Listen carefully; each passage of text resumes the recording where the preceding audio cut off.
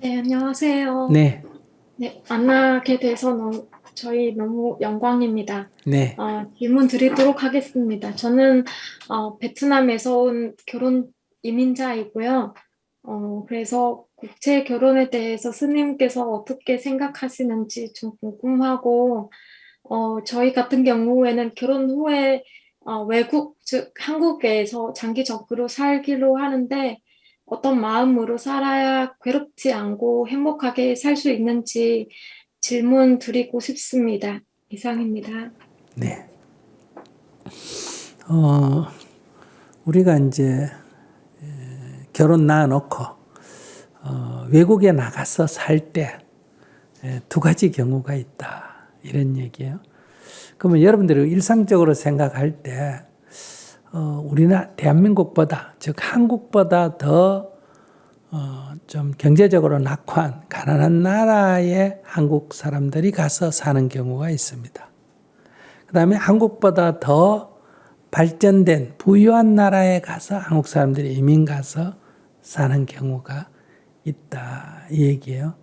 그래서 제가 2014년도에 전 세계 한국 사람이 한 500명, 1000명 이상 사는 도시 115개를 선택을 해가 아프리카를 제외하고 제가 다 방문을 했습니다. 하루에 한 군데씩. 다시 말하면 오늘 하노이 버페, 내일 호치민 버페, 그 다음날 방콕 버페, 그 다음날 쿠알라룸푸르 버페, 그 다음날 싱가포르 버페. 이런 식으로, 그 다음날 자카르타. 이런 식으로 매일 비행기를 타고 다니면서, 그러니까 저도 115일을, 115버페를 했는데, 그걸 하면서 제가 생각했던 막연한 생각과 현지에 갔을 때 현황하고 많이 달랐습니다. 그게 뭐냐 그러면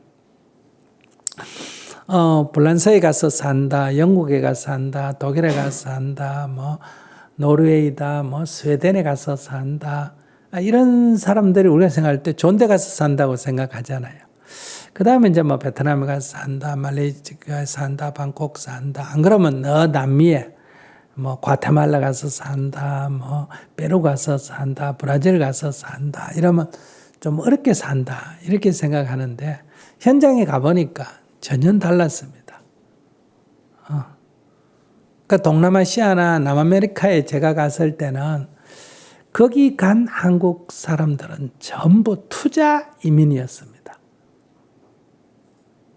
거기가 사는데 전부 돈을 가지고 가서 공장을 운영하거나 사업을 하거나 투자 이민이니까 그 사회에서 대부분 다 잘 사는 축에 들어가는 거예요. 그러니까 스님이 가면 집도 어리어리한 집이고 그 다음에 강연 장소도 전부 막 하노이도 큰 호텔이고 호치민도 호텔이고 이러고 그럼 막 공항에 마중도 좋은 차를 가지고 나오고 이래요.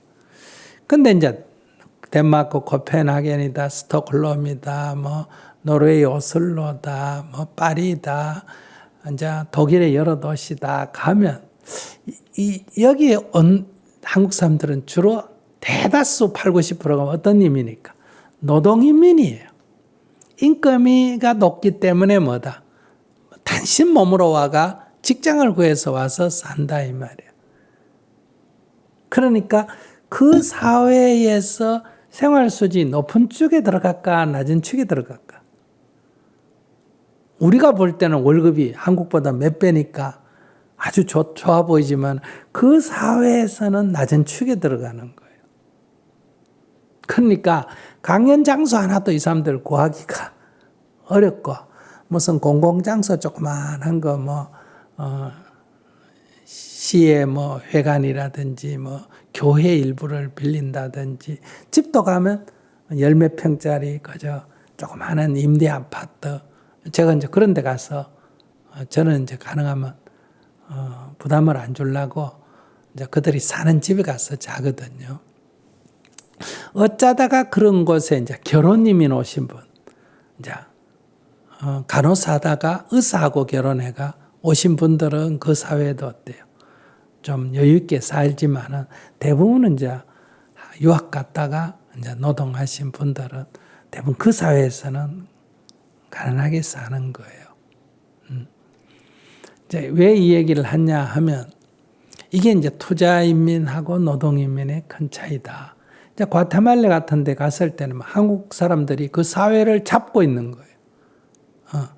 자카르타 갔을 때는 공항에서부터 앞에 그 경찰차 그게 막 왱왱왱왱 울리면서 스님을 막 태워가지고 마치 국빈 하듯이 이렇게 하는 거예요. 그 강연 장소도 막 최고로 좋은 호텔에서 하고, 왜냐하면 그 사회에서 다 상류층에 속하기 때문에.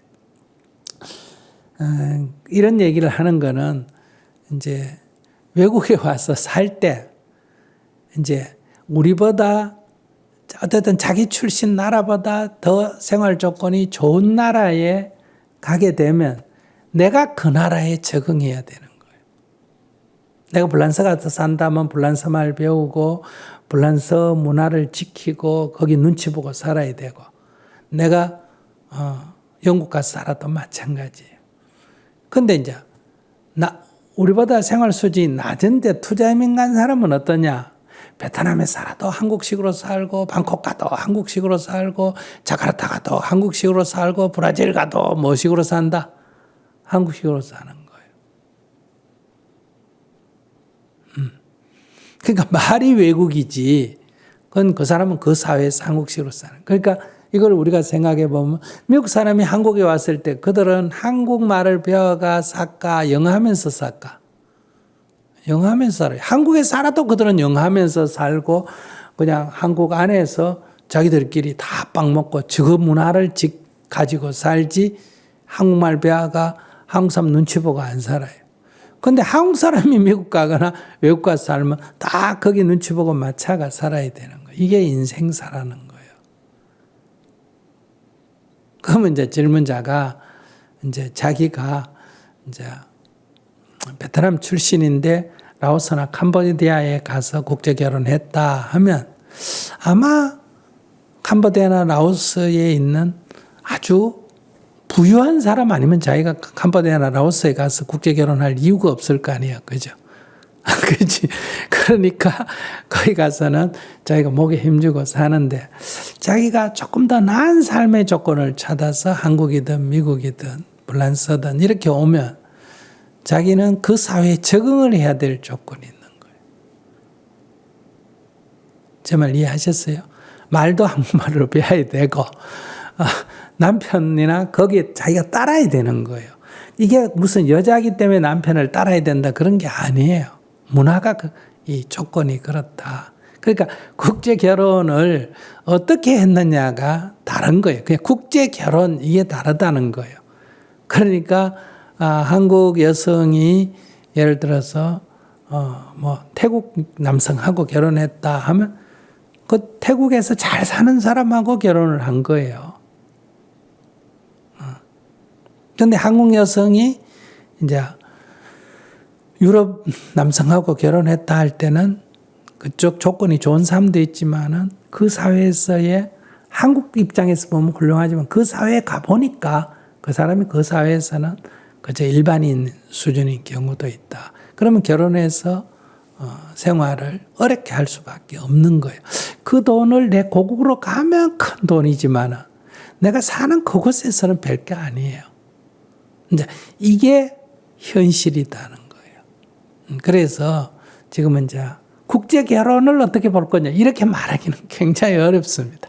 이 국제 결혼이 어떻게 이루어졌느냐에 따라서 그냥 자기가 중심이 되고 한국 남자가 못 살고 자기가 베트남에서 잘 사는 그런 여성으로서 결혼했다 그러면 자기는 베트남 음식 먹고 베트남 말하고 이 사람이 베트남어를 배워야 되고 이러는데, 이제 그게 아니라면 이제 남편은 한국말을 하고 베트남 할 줄 모르고 자기는 이제 한국말을 배워가 살아야 되고, 이게 같은 국제 결혼인데 왜 평등 안 하고 불평등하냐 이렇게 볼 수도 있지만은 이거는 남녀 때문에 오는 게 아니고 이 내가 어떤 사회로 이 이민을 가느냐에 따라서 조건이 정해지게 된다. 이제 첫째고. 이제 이렇기 때문에 이 사실을 잘 모르고 그냥 고집을 하게 되면 이제 국제 결혼이 좀 어려워진다. 독일에 이제 우리 간호사 옛날에 많이 파견했거든요. 간호사를 가 있다가 거기 독일 의사하고 병원에 있다 의사하고 결혼해가 경제적으로 여유가 있는데도 이렇게 늙어가지고 지금 대부분 이혼을 해요. 이유는 이제 처음에 가서는 그 자기가 이제 소위 말해서 병원에서 의사하고 간호사니까 독일 의사가 볼 때는 한국 여성들이 착실하고 남편 말도 잘 듣고 하니까 독일 여성처럼 뻣뻣 안 하니까 좋아 보여가 이렇게 결혼을 했단 말이에요. 그래 한국 여성도 의사와 결혼하기 좋아하고. 그래 이제 같이 살면서 부부지만 늘 갑이 평등할까 어릴까?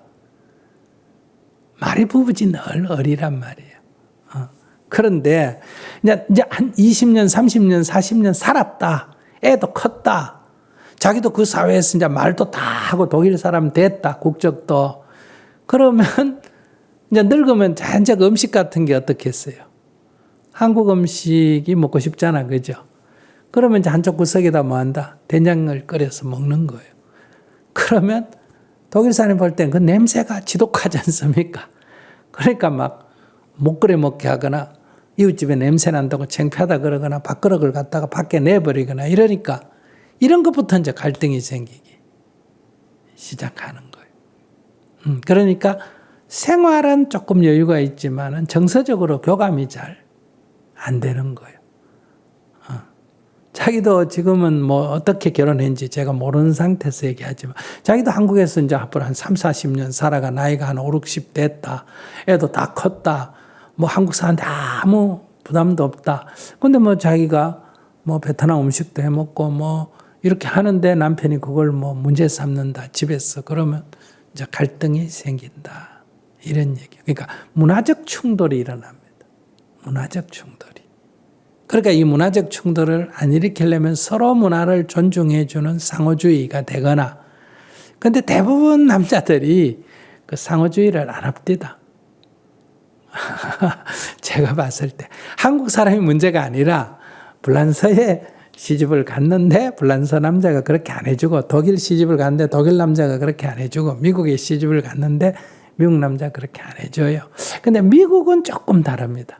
미국은 자유로운 나라다 보니까 한국 사람 미국에 많이 사는데 미국 남자하고 결혼해가 사는 사람은 소수요. 대부분 한국 사람끼리 결혼해가 미국에서 살고 있기 때문에 미국 교민은 이거는 지금 얘기한 거하고 또 다른 케이스예요. 그건 몸만 미국 가서 살지 한국 사람끼리 한국 음식 먹고 그냥 한국식으로 사는 거예요. 근데 유럽에 가서 사는 사람들 대다수는 유럽 사회에 편입돼가 살고 있다. 이런 얘기예요. 그게 이제 자기의 케이스하고 좀 비슷하지 않을까 싶은데, 그럴 때 문화적 갈등이 생긴다. 이런 얘기예요.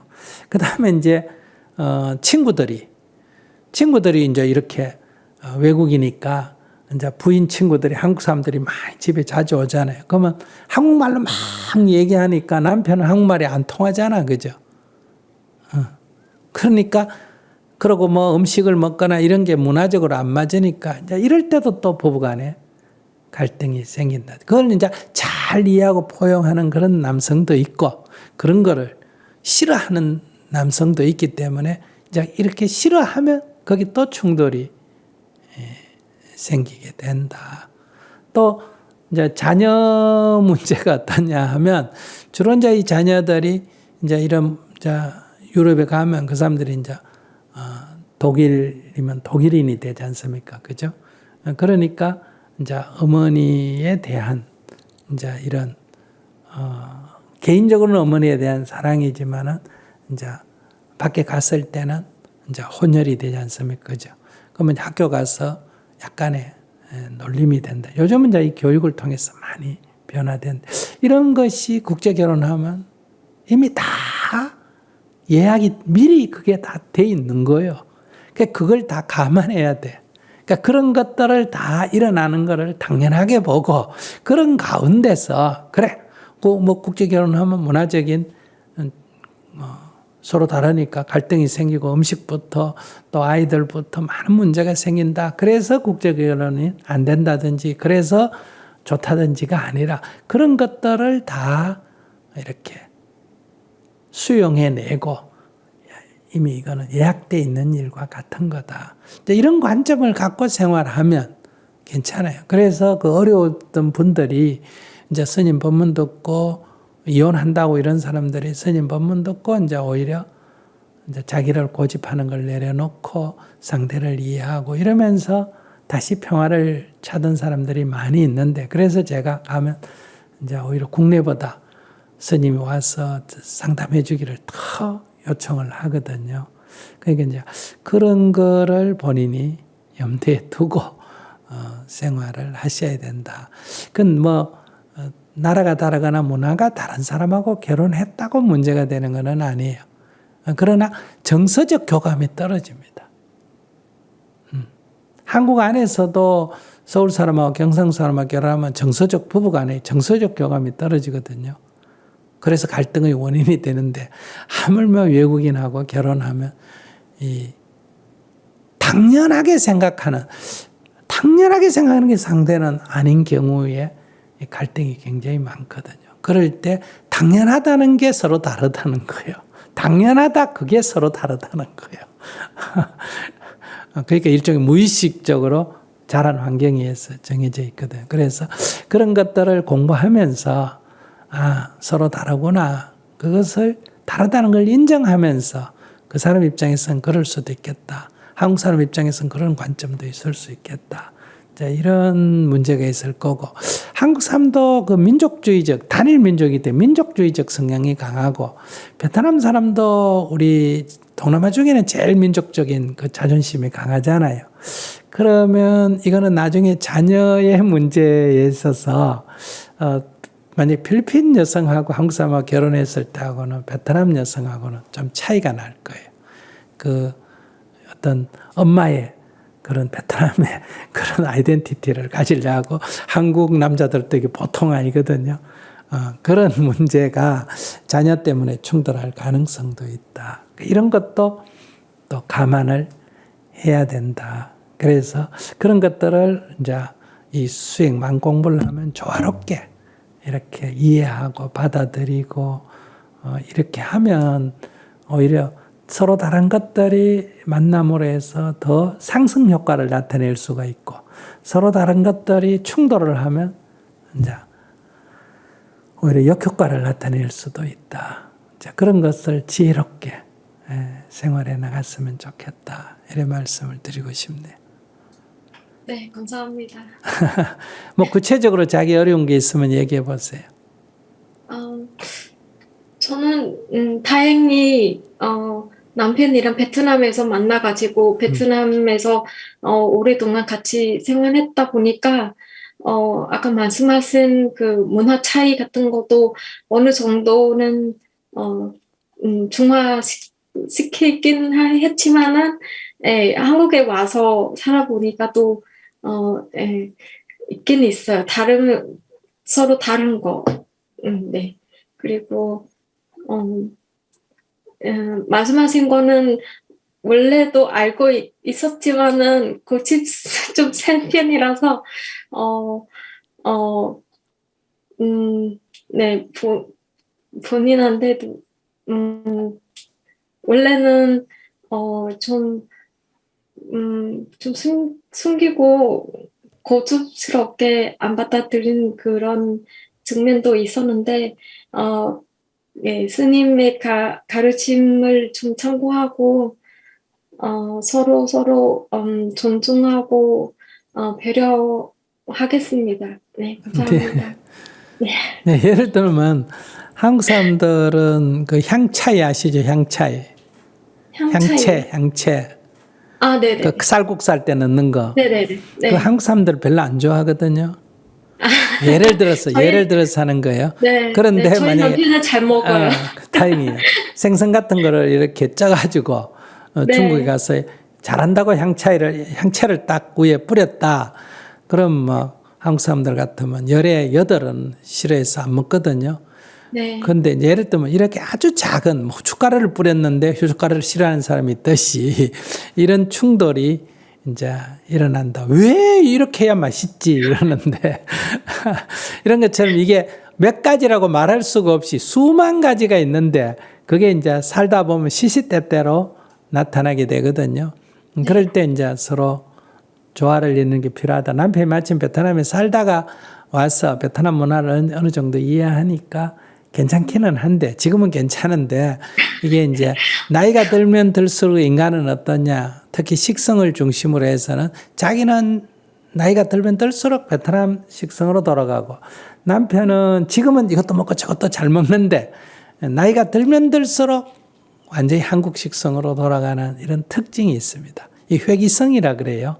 어릴 때 먹던 걸로 돌아가는 그런 특성이 있어요. 그래서 나이가 들면 이런 작은 문제를 갖고도 갈등이 생길 수가 있다. 그래서 가정의 평화를 위해서는 이렇게 문화를 너무 고집하지 말고 서로 이해하고 한국에 와서 살면 한국 문화에 가능하면 자기가 정리해 나가야 되지. 한국에 살면서 한국 문화 전체하고 자기가 싸울 수는 없잖아. 그죠? 네, 알겠습니다. 네. 감사합니다.